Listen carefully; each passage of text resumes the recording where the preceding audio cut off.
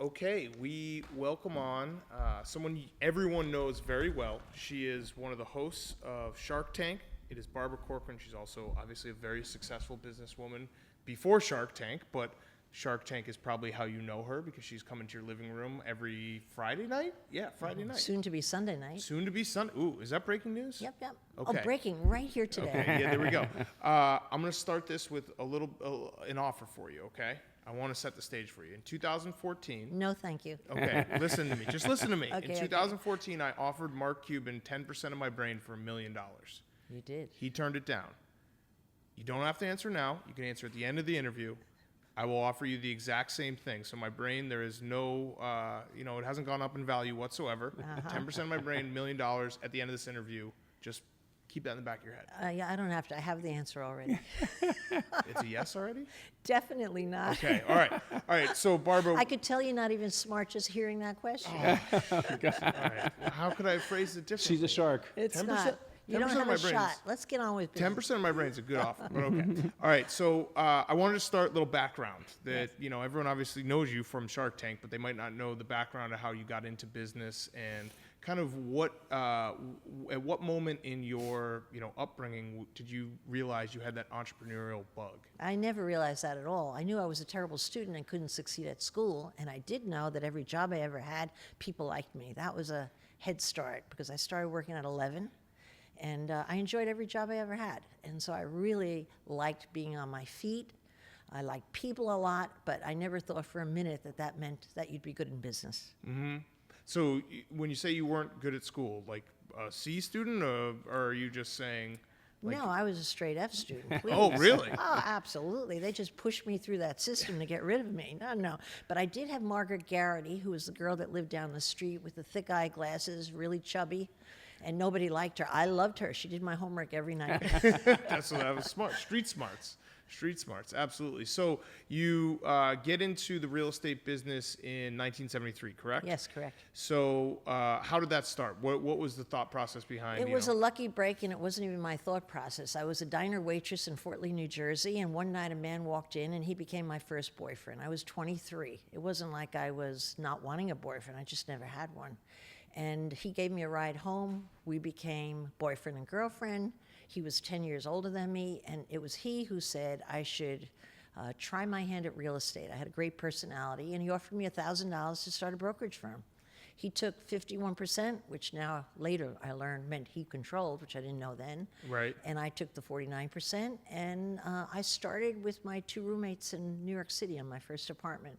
From the sofa until the landlord gave me an eviction notice because I was having customers come up and he thought I was a prostitute. So I talked my way out of that one, got his listings on his building, and then I started building a little bit of traction. Okay, and so then from that point, what's the next, okay, now I want to get into the ownership side or build buildings or... I never did build buildings. I had opportunities to go in the commercial sector, every type of real estate, but I do one thing well. I hire good people. And in the brokerage business, I realized that was the key to my success. I hired great people. I knew how to motivate them. They loved my butt like nobody else in town.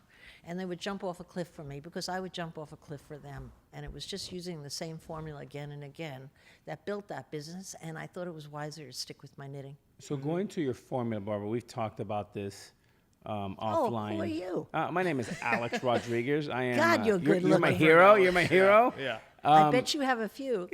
I played for 23 years in the major leagues and only won one world championship because it is so difficult to win. Not because the other 22 weren't good, but it's all about people. And I know that you and I share that. And tell our audience, our listeners, what you look for in a great entrepreneur and someone you want as your teammate. Always the same qualities. I always look for someone who can sell. Because if the leader of anything can't sell, they usually can't build. That comes together.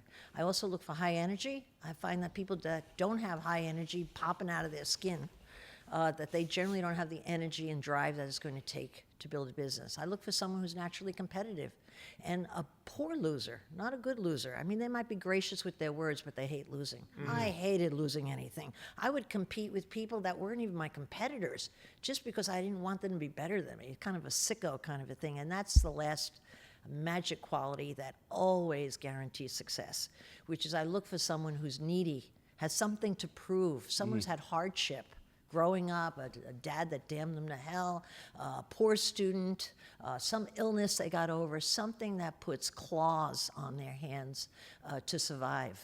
And Barbara, you presentation-wise, you think presentation is important in sales. Oh, you want softer kind Talk of stuff, a- not talk about death and claws. What I was get yours, it, I though? get What's it. yours? Is it being a poor student? Insecurity, absolutely. I still go into any situation grossly overprepared because I'm afraid of failing. Yeah, that will stay with me for life. It's hard to shake off stuff. You know, everybody's got that crap from childhood. Something, you know, it's hard to shake it off. But that's my best advocate, yes. But you've always thought outside the box. So tell us an example that you've gone into different venues, saw someone you liked, and said, hey, maybe you can come work at my firm. Because I know you're not just traditional, you know, you're a salesman, so you're going to come here. There's other times where you've seen great talent, and you just say, and you recruit them. Well, where I recruited all of my great talent my entire life was anywhere. I would pick up people as a store clerk. An airline stewardess became my general sales manager. Eventually, after 20 years, she was so talented because I saw how she handled a customer that was complaining in first class. She was genius. I hired the top salesman from the largest company in town when we were a fledgling company. People couldn't believe it. Like, how did I do it? How did I get this hot shot first woman to graduate from Harvard Business School, well-connected lady, to work for me, a blue-collar a person, really? And how I got her is I romanced the stone. How I got her quietly was I told her I'd give her 100% of the commission. I'd buy her a Rolls Royce and a driver and whatever else she wanted. I paid for her clothes. I went to the poorhouse hiring her because I needed a symbol that we had arrived. And what do you think happened? Other high-priced people I was able to recruit. So I was able to change my company from a low-priced firm to a highbrow firm over a 2-year period because I was willing to go to the mat and do whatever I had to. And what was her title, and how did she bring value to She your was company? a salesman. She was a well-known salesman with all the right connections. And once I put her, actually it wasn't a Rolls Royce, it was a Bentley, a yellow Bentley, and with a sold, S-O-L-D on her license plate, she was an intimidator. She became twice as strong working with me as she had with the big firm because she was the big kahuna. Kahuna? Kahuta? You know, whatever that word is. Whatever you want to Yeah, say. the big shot. Yeah. You're the boss, say whatever you want. Yeah. Exactly. What about, so you hire a very successful woman. You obviously are a woman in a male-dominated industry, at least in 1973. Very much so. It was an advantage. Yeah, it was. So talk about course. that. Why? Yeah. You walk into a room of the old boys club. Some people say Lucky Sperm Club, which was definitely true in New York City on the real estate end. You walked into the room and you had men in dark gray suits, navy blue suits, all going to the same schools. And I walked in a red hot suit with a short skirt, with nice legs, with high heels. So I was noticed. They didn't have to say, what's your name? I was the girl. Oh, that girl. All right. That's a head start. You know, I also had a huge advantage once I started pulling my butt up the ranks of not being taken seriously. Do you know what an advantage it is for people to write you off? I used to quietly say to myself, you just wait. I'll take over your company. Right. And fuel me up. So no, it was a huge advantage being a woman. And you can flatter men. Men are easy to sell. I mean, look at me with Alex. Every time I see him, I say, you are so good looking. I mean, I just say it because he melts. And then, like, if I want to sell him something, I have a double chance of selling. You can't pull that off with a girl. They slap you in the face. So wait, is It's he not different. good looking? He's good looking, okay, but all right. I exaggerate. I Got mean, it. he's good looking, but I make it sound like he's really good really looking. good looking, Yeah, right. yeah. Yeah, And yeah. you're average. But if I'll take average. That's selling to me. no, but actually, That's if the I have nicest thing if I anyone have said. anything to get from you today, I'm Yeah. going to start telling you you're good looking too. Yeah, no, but average, like that's whatever. I'm in. If you Okay. call me average, Okay. I love average. So let me ask you, Barb, if you were back to that young lady who was a waitress, my mother was a waitress, and I've always admired your story and the way you're able to tell your story. If you know what you know now, and you're broke, and you're back to being that 23-year-old waitress, what would you do right now to start your business? If I was back that young age, Yeah. I would In I would 2018. sell something I could afford. So I wouldn't have been able to afford with my tips to open a real estate firm with $1,000. That was a lot of money then. But I would find a way to go buy apples wholesale, sell them on the corner where the overhead is low, so I could get an upcharge on it. I would find something where I'm the boss. The one thing I didn't enjoy in the 22 jobs I had before I found real estate is I never liked my boss. If I could do it all again, I would have realized the only thing wrong with those jobs is I had to be the boss. Yeah. Make me a boss, I'm going to bring home the bacon somehow. Yeah. But I would try to find something that I could easily afford at whatever money I had in hand to sell, At the height of your career, what was your hour? Were you 9 to 5? Tell me a little bit about your work ethic and how many hours you Well, put. my whole life I worked morning till night. I don't even know what hours I worked. I worked 7 days a week, as all entrepreneurs do if you're interested in what you did. But once I had a firm with, say, 500, 600, 700 people, I took a lot of vacation, but I did it by design. I took vacations regularly. Like every 5 weeks, I would go on vacation 2 weeks. Now, that's a lot of vacation for an entrepreneur, I think I've learned. But what it did for me is I tossed the ball to my management staff, and I didn't allow them to call me, reach me, even if it was an emergency. I said, I have total confidence. You run the firm. And you want to know what I got from that? A powerful front line. Everybody matured. Even the people sometimes surprised me that I didn't think had necessarily the talent. I allowed them to grow up and be king. Yeah. And so and I got a balanced life where I had a lot of fun and a lot of vacations.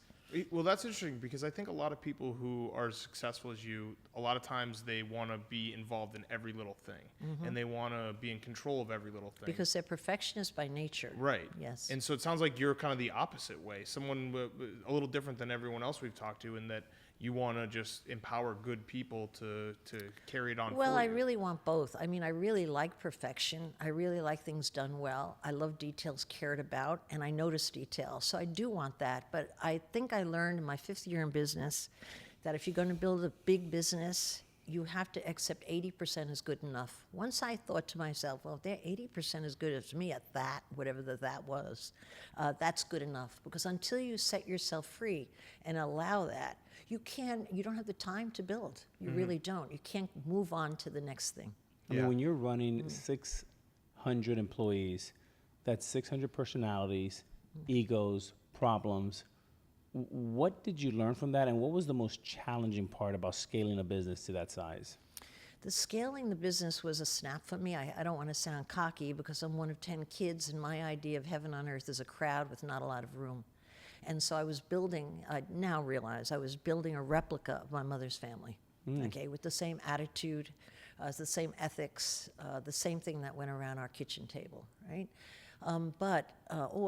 Alex, I had a good thought. What was that question again? Because I got off course. Yeah, I on mean, it, just what is the biggest challenge of managing 600 personalities and egos? The biggest challenge of managing in my business was managing the superstars because they're racehorses. They're not meant to be workhorses. They work like crazy, but they're a certain strain of personality, high-wired, very needy, very egocentric, and they needed it from me. Almost like a indulged child where I had to overfeed them. Right? That was physically and emotionally exhausting. Come January, the first 2 weeks of January, every superstar in my company wanted to see me like I was a shrink. And they all knew they would never sell again. Figure that out. People make millions of dollars when my average man was making $65,000. They all needed my attention. I'll never sell again, never sell again. But I found a system. I'm very good at systems. I knew how to take those people and make them feel like $1 million. Because I believe they were worth $1 million, and literally they were worth a lot more than that to me. But what I was able to do with these people is create a system that commanded respect. And here's how my system went. And they know it now. They didn't know it then. Every great salesman comes in and wants more from you. They're never happy. I want this, I want that, I want that, I want that. I kept a little index card under my phone where I had the initials of all my top 10 salespeople who were producing 60% of my revenue. And when they would come in, I would give them one yes, whatever they answered, and then I'd put an X, which meant next time they get a no. They didn't know there was a pattern, but they'd come in and want this. I go, of course. They were relieved they got it. Come in the next time. They asked me for that. I go, absolutely not. They'll go, oh, come on, why not? You're asking too much. Absolutely not. So I pattern them, because I couldn't keep straight who I was saying yes and no to. So I had my little X dash, and I followed that, and it saved me so much anxiety because it was a system for management that worked for these kind of egotistical, very needy people. Did anyone ever realize the system? Did anyone figure it out? Never. Like come in and ask for a raise, and then the next time I come in and ask, like, hey, can I just get a new chair? Well, and then you say no to that, and he said yes to the I would raise. say yes to a $100,000 car and no to the $12 chair. And it made no difference. It made no sense. But here's what was great about it. I kept them guessing. And they had to come to me. And they didn't understand my logic. And when people don't get you, you have an advantage in anything. You know, if they get you and figure it out, you've lost a big advantage. So they probably thought I was a nut job. So, Barbara, let me take you to more like now the mid-'80s, kind of early '90s. You're humming along. Your business is doing wonderful. Not always. You always have your real estate recessions in between, by the way. Right. Tell us, you talked about walking into a room full of male executives with blue and gray suits, and you come in and you're dressed looking great. My question is, take us inside your head. Like, give us a nugget or two of why you were successful. Was it because you're answering emails, you knew more about different corners of real estate? Besides being beautiful and being smart, give us. Oh, you hitting back on me. Oh yeah. Do I have a chance Very with beautiful. you? Just very tell me the smart. truth. Yeah. With the competition, you mean, relative to, Yeah. or just what it was key to my success, something like that? Well, being, Yeah, you have Mark Lazary here. Yeah. He runs Avenue Capital. He has a beautiful townhouse. How do you take his business and how do you sell his townhouse for $10, $20, $35 million? Yeah, And you he mean already more has a than broker. it's worth. Yeah. Well, first of all, I'm going to ask him to give me the listing right away, even if he's not ready to sell, so I have it in writing. That's great. Because I like 6% of anything. There you go. And I'm still licensed, though I don't do the trade. Lazary likes 2 and 20, Do but you know, I got into the high price market even before I had my high price salespeople because I knew how to work the press. All right. So if I was selling his townhouse, whether it's true or not, whether I had to plant it or not, I would create a gimmick. Whether it be make it grossly overpriced, so it's double the price of anything in Manhattan, because EST sells in the media, the biggest, the most expensive, the is. They'll always write about that. Or I would plant a safe in his basement and say if your townhouse was like 100 years old, I'd plant a safe. I'm just thinking free. Yeah, I like this. Okay. I would plant a safe in your basement and buy it and make sure it couldn't be opened with no combination. And I'd say that there's a rumor that such and such is in the safe and we're going to open it because you're dying to open it before you sell your townhouse. So now the sale goes into the media. Okay, I'd invite the press in because it's a visual medium with cameras, and I'd have everybody there to open the safe and see what was inside. And then there'd be nothing inside. Who cares? It's the idea you get them there with the safe gimmick. Or I'd put a cow on your roof and say that you just decided you wanted a cow and you found out it's illegal in New York and you're moving because of the damn cow, and I'd have you picture holding a cow and loving it. I'd create some kind of crap to create media coverage. And as a result, and I keep talking to you, and I do want that listing agreement. Because, and if you give these ideas to any other mediocre agent out there, I'm going to come and kill you, okay? So I would create something to hype. Yeah. People always want hype. People fall for what everybody wants, and that's the major rule in all sales. Yeah. Everybody wants what everybody wants, and nobody wants what nobody wants. So you have to create, no matter what dog you have on your hands, some reason for people to want it. Okay, less technical question. How important is it to put down the toilet seat when showing a house? Who even gives a crap? I feel like that's important. Really? Yeah, I've always heard that you have to have them all down. Remember that offer you started about your brain earlier? Yeah, that's the brain right there. That's an amazing brain. Hey, I'm sorry. Did Barbara not tell me to keep them guessing? Looks like I'm a quick study. Okay. Yeah, you now know, you're seeing Alex, it. I would look, honestly, for a different co-host. I actually have a real question. That wasn't real? No, it wasn't. That You was got a a keep you deadpan guessing face. question. Yeah, that was a keep you guessing question. You said most successful companies are run by partnerships. Did you have a partner in your company coming up? And also, what exactly does that like? What's the thought process behind that? Yeah, listen, most good marriages are run by good partnerships with opposite skill sets for the most part, I think, right? most businesses that I have encountered, definitely my own, definitely the businesses I've invested in Shark Tank. I love partnerships if they have opposite skill sets. It's two for the price of one, basically, is what you get in talent, right? I was lucky enough to interview a woman who was almost 20 years my senior when I was 30, and she walked in wanting a sales position. She was a secretary for a small law firm. She was anything but a salesman. Her name was Esther Kaplan. And yet, when I was trying to usher her out of my office knowing I'd never hire as a salesman, I interviewed constantly for talent. I noticed that when she took my business card, she filed it in her little purse. That was the neatest little purse with a clasp that was so concise. She filed it, and she tipped her purse, and she actually had a miniature file cabinet inside, partitions. And I told her she'd be phenomenal at sale. I wanted to take her under my wing. Right after I told her I had no desk, I switched. I wanted her under my ring. She was going to be amazing, amazing. I lied through my teeth. Why did I do that to poor Esther Kaplan? I wanted her as my business partner. I knew she would be a perfect partner the day I met her because she was going to keep the files in order, meet with the banks, get the financial statements up to sit, do policy manuals of the growing business. She was going to do all of that stuff. I saw it like a movie in my head. And I brought her in, and I gave her 1% of my company per year for the next 10 years, and she worked for me for free. And I helped her learn how to sell. Was she ever a great salesman? No. Was she as steady as she goes salesman and met her overhead? You betcha. And she eventually gave up sales and became my partner. And I made her rich, and she made me rich. And I could have never built the business without her. Perhaps I would have found someone else. But without finding that someone else, it would have been distracting for me to spend my time on all the things that I do okay, but that I don't love. Put someone in a seat doing what they love, and they flower. Right? Everybody. There's no difference between people like that. So I happen to have her in her seat and me in my seat. And we couldn't be more opposite. Not more opposite. She would hide money as it was coming in. She didn't want me to see because I would spend the money before it would come in. I'd get 3 ad agencies to show me $1 million buy on a new corporate campaign. I would run the boards into her and say, which do you like, only to find out what she hated. I hate that one. That's the one I'd run with. That's how bad she was at advertising. She was opposite to me in every way. So how lucky was I to get Esther? How lucky was Esther to get me? And I've seen that replicated over and over again with the businesses I buy in Shark Tank. Get me 2 guys, 2 girls pitching, and they're so opposite. I'm like, I got a triple chance here to win. Right. Robert, let's talk about dating. Dating. Ooh. Yeah, so Ooh, I was a latecomer, but I'm available. you mentioned being a woman in a predominantly male business, coming again, 80s, 90s, early 2000s.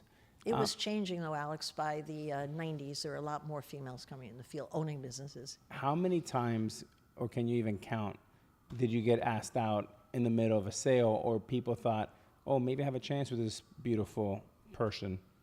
You know, you'd be surprised. I don't think I'm the sexiest girl in town, but I don't think I'm bad looking. But rarely did that happen. I was once, I had more problems, honestly, when I was an employee with the boss running around the desk after me, taking a grab here or there. But in those days, it was kind of like, that's the way it is. You know, you just giggle and move away as fast as you can. But once I owned a business, people really didn't hit on me except the developers. Once I went into getting larger buildings to sell the whole unit, I had a couple of, maybe a few situations where where there was one, I was shocked. He had a secretary call and literally say, I'll give you this, I almost said his name, I won't. Yeah. So I'm picturing him. Wasn't even good looking. Maybe that's why he was trying so hard. But anyway, he had a secretary embarrassingly call and say, he's decided to give you the building provided you have a date with him. I knew what the date meant. I told him to shove it up as, where the sun don't shine. And what do you think happened to the end of that story? I got the building anyway. Yeah. And he never messed with me again. Right.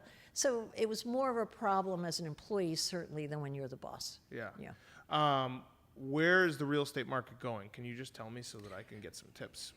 Okay, is this a real question? It's a or real one of your question. fake questions Real question. again? Real Okay, question. all right. I'm embarrassed to say I'm not as informed as I should be because I was always firsthand on my desk on top of it. But I have a lot of friends, close friends, and ex-employees in the business. And I can tell you the high end of the market is very soft, as I think people readily know. It's as soft as is the low end of the market hot. It's a diametrically wow, big word. I didn't even think I'd be able to use that. Opposite kind of market. Go out in Manhattan today and look for a studio in 1 bedroom.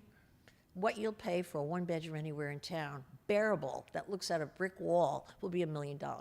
Okay, go out and look for something. You got money in your pocket to start bidding on a high-end property over $10 million. Your cash is king. Right? So it's a different, and everything else is sort of in between. Yeah. Yeah.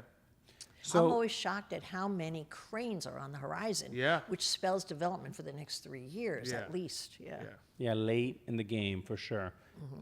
You took a $1,000 loan, and you grew a business, and you exited for 66 Million, million.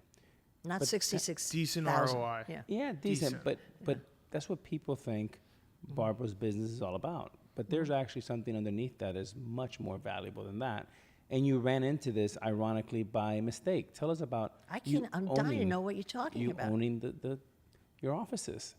Oh, by mistake. And how that's worth way more. Tell us about that. Absolutely. Okay. So when I was building my business, I was always early in every market. So I was downtown when no one was downtown. I was in Brooklyn when no one was in Brooklyn. Well, actually, there were tiny companies in Brooklyn, but I bought a tiny company with 4 offices. But I ran into problems going into locales because I knew for me to turn a profit, I needed at least 60 people in an office to turn a profit. I knew it took me 2 years. I had my formula I constantly worked.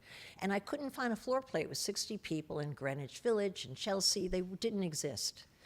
So I was forced to, because I was determined to open there early, I was forced to buy buildings, okay? Scrounge around the 10%. I don't know how I got my hands on it. I guess I ate spaghetti for months or something. Come up with the 10%, stick it down, beg, borrow, and steal to get a loan, and close on the job.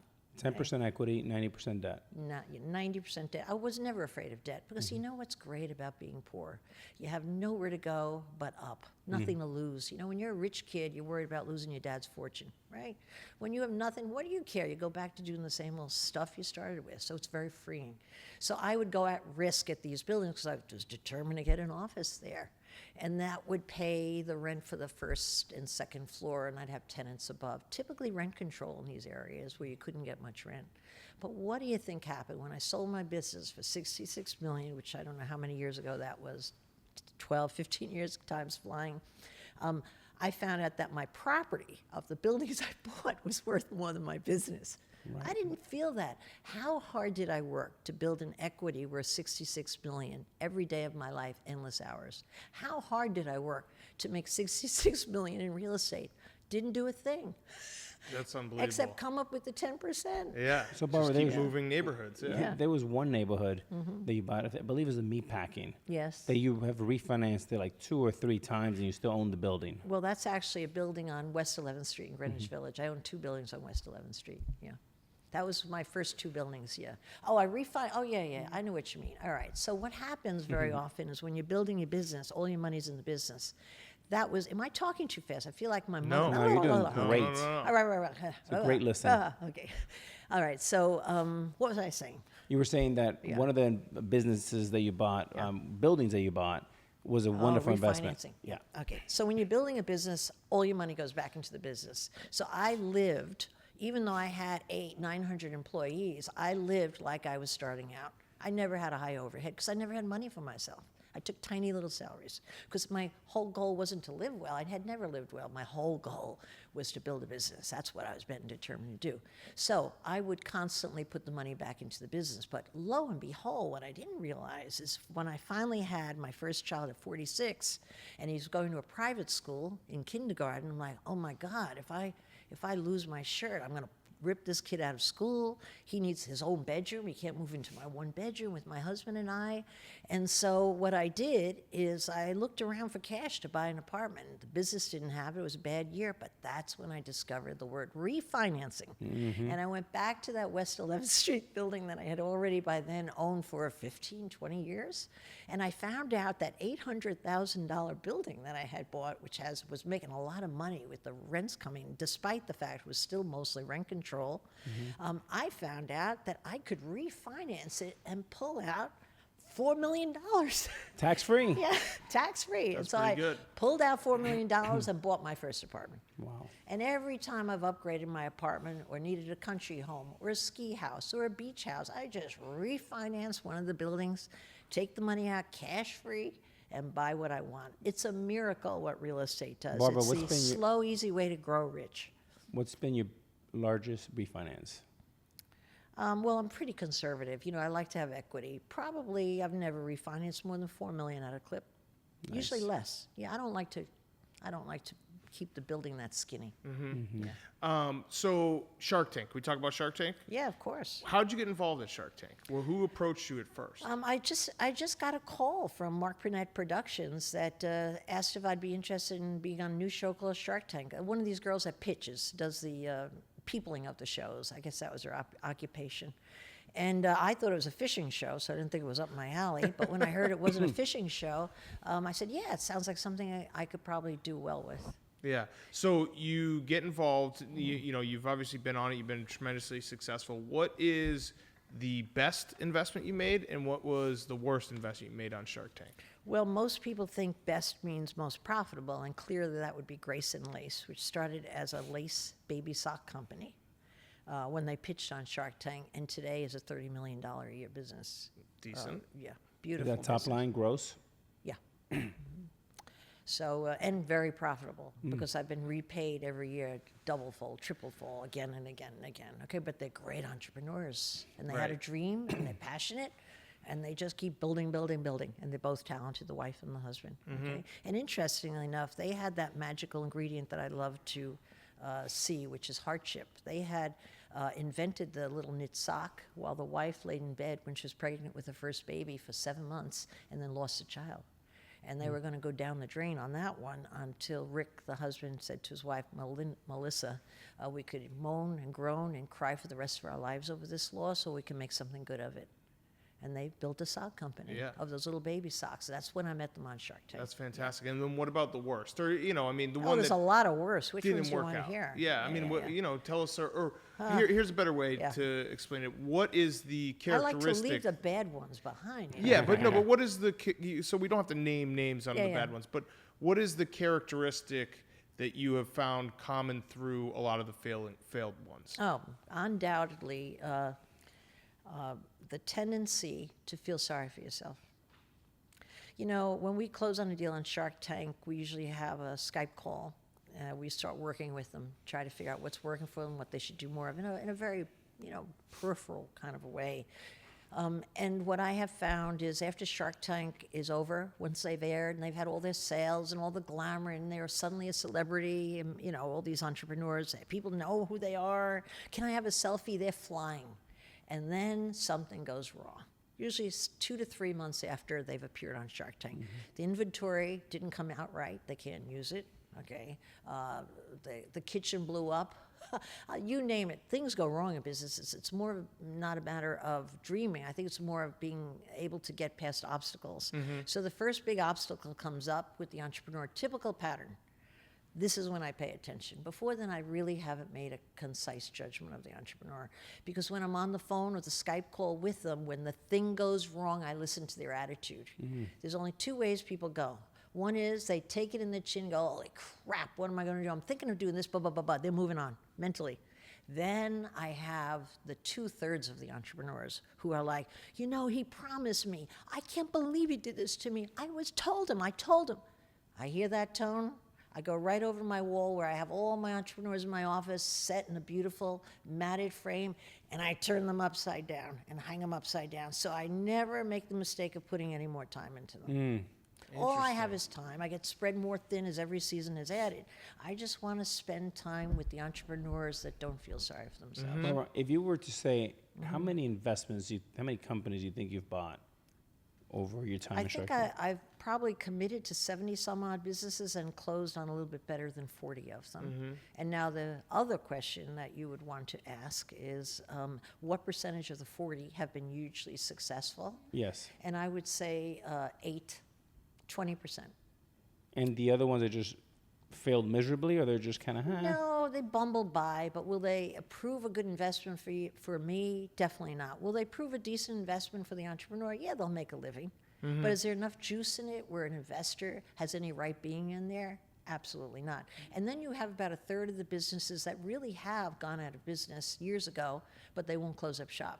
Right. Because it's an admission of failure, which is shameful, whereas and a cowardice is what's associated with it, to actually call it quits. I happen to think the courage is needed to call something quits at times and move on, Yeah. but they don't have that kind of courage. But how much cash out of pocket have you You know, that is a invested? good question. I don't know. Broadly, broadly. If I was, probably $7-8 million. That's not including the $1 million you're going to give me at the end of this. Oh, you're not getting that million. Do you care more about the product or the people? Well, I think I'd be nuts to care about the product. It's always the people. Yeah. I've invested in great people that have the wrong product, and somehow they come through. They reinvent the product. They sometimes even go into totally different area of the business, but they're entrepreneurs. Has They that know how to happened with survive. Shark Tank, where the product failed, but you kept investing in the person? Many times. Yeah. Many, many times, yeah. And, you know, it's very sad on Shark Tank night. It's that Shark Tank magic that happens, or what we call the Shark Tank effect. Anything that's at least worthy of selling something sells well. Mm-hmm. But you get a lot of product that doesn't sell anything on Shark Tank night. And that's a scary feeling. It's like, crap, I invested in that. Right. Barbara, I've been very lucky to get to know you better over the last few years. I think you have many superpowers, but one that sticks out for me is your forever young attitude. How do you stay so young and fresh and fun? Well, I kind of cheat. You know, I have my mother's genes. She raised 10 kids on a shoestring budget. I never saw her sleep. She did 12 loads of wash a day, iron the clothes, and was always smiling. So I got her genes. Let me tell you, that's 2/3 of it right there. So short of like killing myself, I'm not going to run out of energy, because she never ran out of energy till the day she dropped dead. And I hope that's going to be my Shark Tank seat, because I'll at least help the ratings. Boom! Yes. Shark dies in seat. Absolutely. Yeah. I hope when I die, you're next to me and I lean on you. Yeah. There we With a go. smile I on my enjoyed face. sitting next to you. Is Kevin O'Leary really a dickhead? No, he's a pushover. In real life, come on. You just have to watch Kevin O'Leary when his wife Linda walks onto the set and his knees start shaking. Are you kidding? She's so in charge of Kevin. That's great. Yeah. That's fantastic. Not a He's shot. great, obviously, for the dynamic that you guys all have together. Oh, he's key to the show. You Yeah.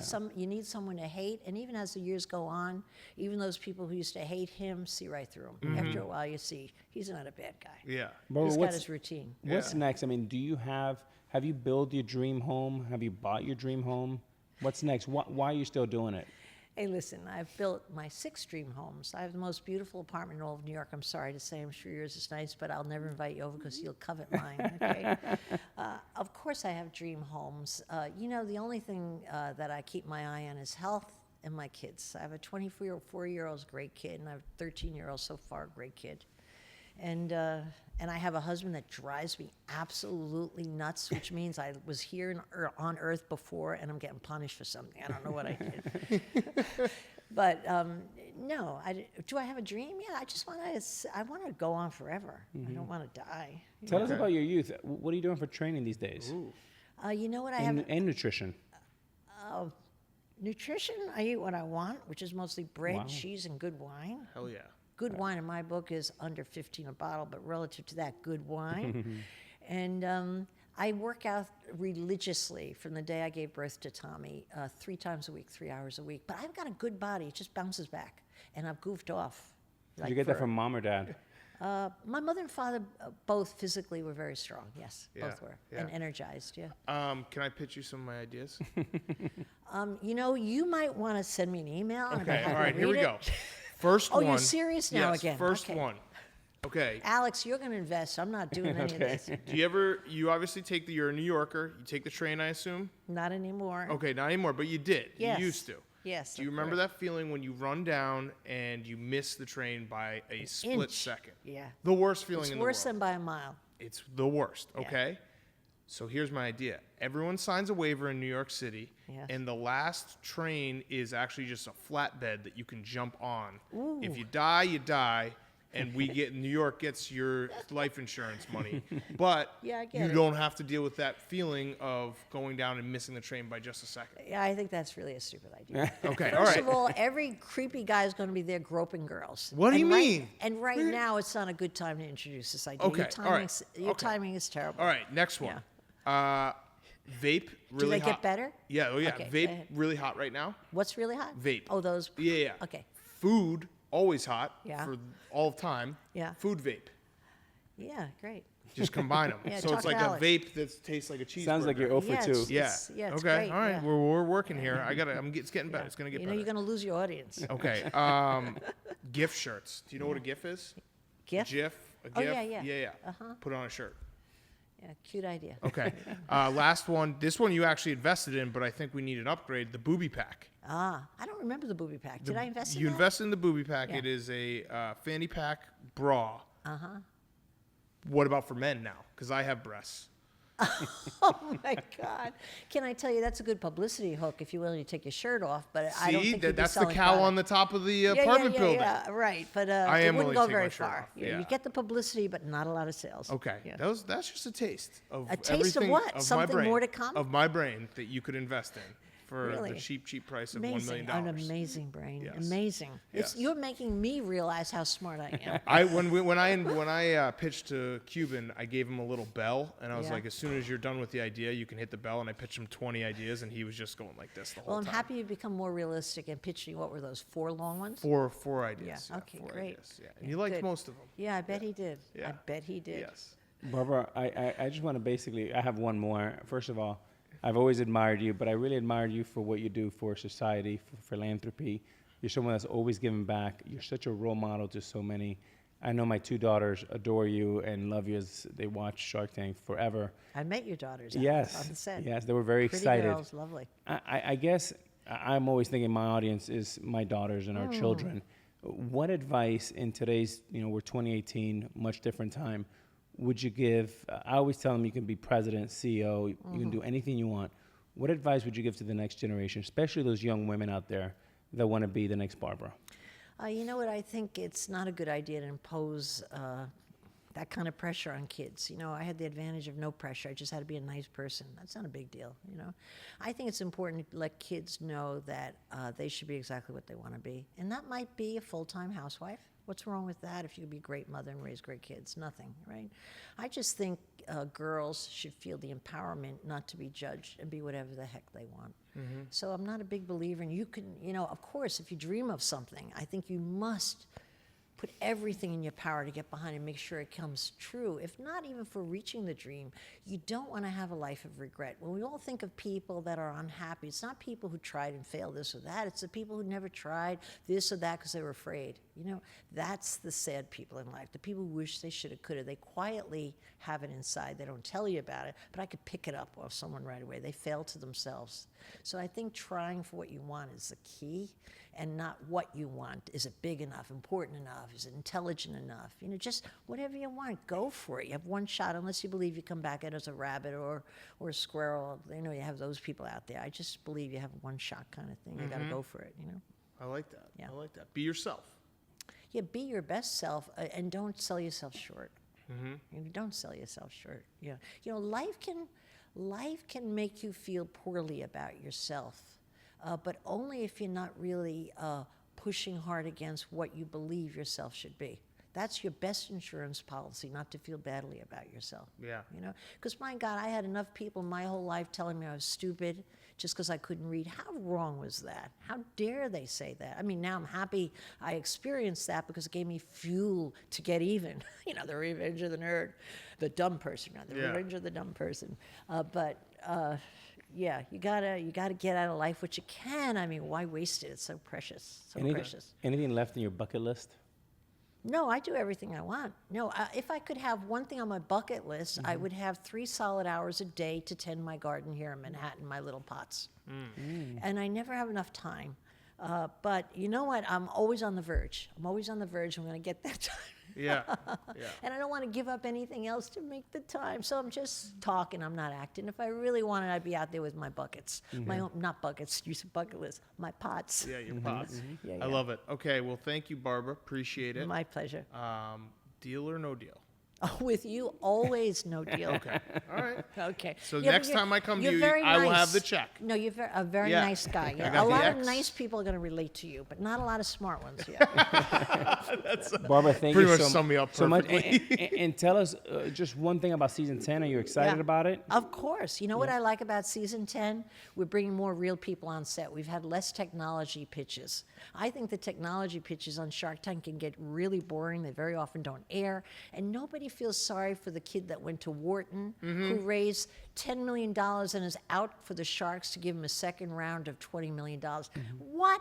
I feel like looking at that guy, I want to kick him off the set, or she kick her off the set. Like, why don't you let a regular person who's scrapped and saved, put a mortgage on his house, only has $500 in his business, let him have a shot? What are you doing occupying that shot? So there's less of that.